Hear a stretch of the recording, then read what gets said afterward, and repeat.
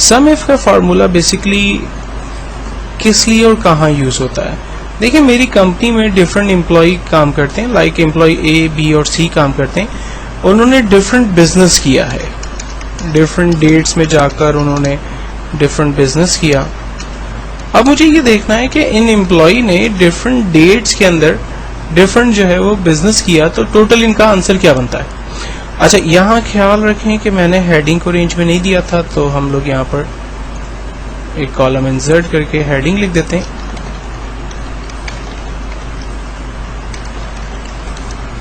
और अब मुझे रिजल्ट इसका जनरेट करना है, equals to SUMIF bracket open.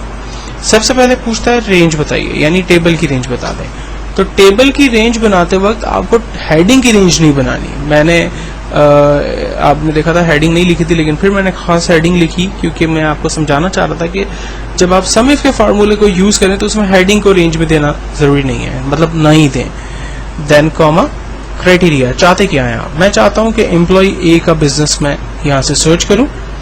Employ ए का बिजनेस सर्च होगा, देन क्या किया जाए, उसके टोटल को, बिजनेस को जो है वो प्लस करके मुझे दिखाया जाए। तो सिर्फ हम लोग उसके बिजनेस की वैल्यू को रेंज में देंगे, एंटर करेंगे, आंसर आ गया 120 रुपीज। चेक करते हैं, 10, 40, देन 50 और 70, 120 रुपीज हमारे पास एम्प्लॉय ए का बिजनेस है।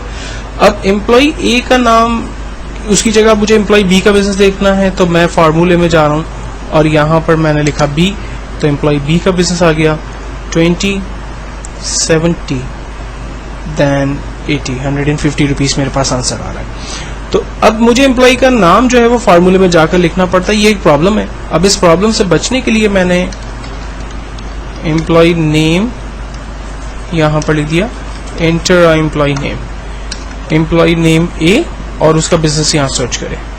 तो इसके लिए हम फार्मूला बेसिकली लगाते हैं, equals to SUMIF bracket open, range बताइए, टेबल की रेंज बता दी, कॉमा क्राइटेरिया क्या है, मैं चाहता हूं एम्प्लॉय ए का बिजनेस ढूंढे, बिजनेस ढूंढ के क्या करे, उसका टोटल आंसर बता दे। तो मैंने बिजनेस की वैल्यू को रेंज में दिया, एंटर किया, आंसर आ गया 120 रुपीज।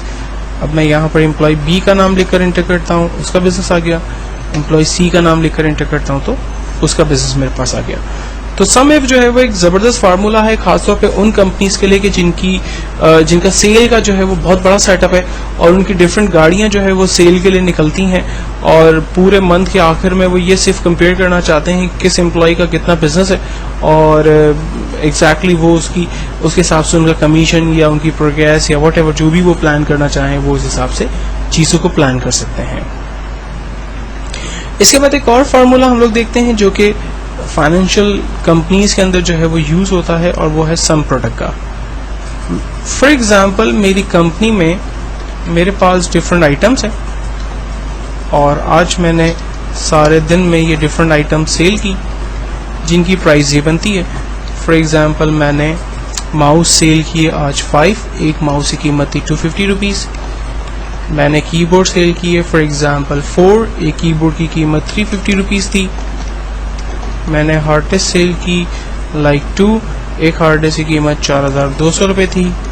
मैंने एलसीडी सेल की फॉर एग्जांपल 7, एक एलसीडी की कीमत 11200 रुपये थी। अब मुझे total end of the day देखना है कि मैंने कितना बिजनेस किया।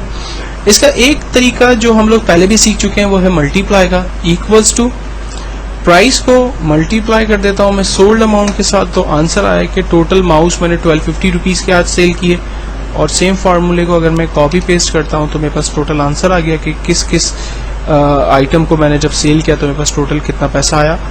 और अगर मैं इनको सम कर लेता हूं तो आज सारे दिन में होने वाला बिजनेस मेरे पास आ गया। अब यही फार्मूला हम लोग सम प्रोडक्ट के जरिए करते हैं, equals to SUMPRODUCT bracket open, array 1 में आप सोल्ड जो भी जितनी भी आइटम्स आपने सोल्ड की उसका बिजनेस आप क्वांटिटी आप बताएंगे, कॉमा जो बिजनेस आपने किया वो आप यहाँ पर डिफाइन करेंगे एरे 2 में, एंटर करेंगे। आप देखें इसने आपके लिए आंसर जनरेट कर दिया 89,450 रुपीज। तो एक काम पहले हमने किया जो कि क्वाइट लेंथी था, हमने पहले उनको मल्टीप्लाई किया, देन फिर हमने उसको प्लस किया, जबकि सम प्रोडक्ट के जरिए हमने सेम फार्मूला अप्लाई किया, लेकिन वो फार्मूला हमारा काफी शॉर्ट और वही रिजल्ट हमारे लिए जनरेट करके दे रहा था। नेक्स्ट फार्मूला हम लोग देखते हैं टाइम।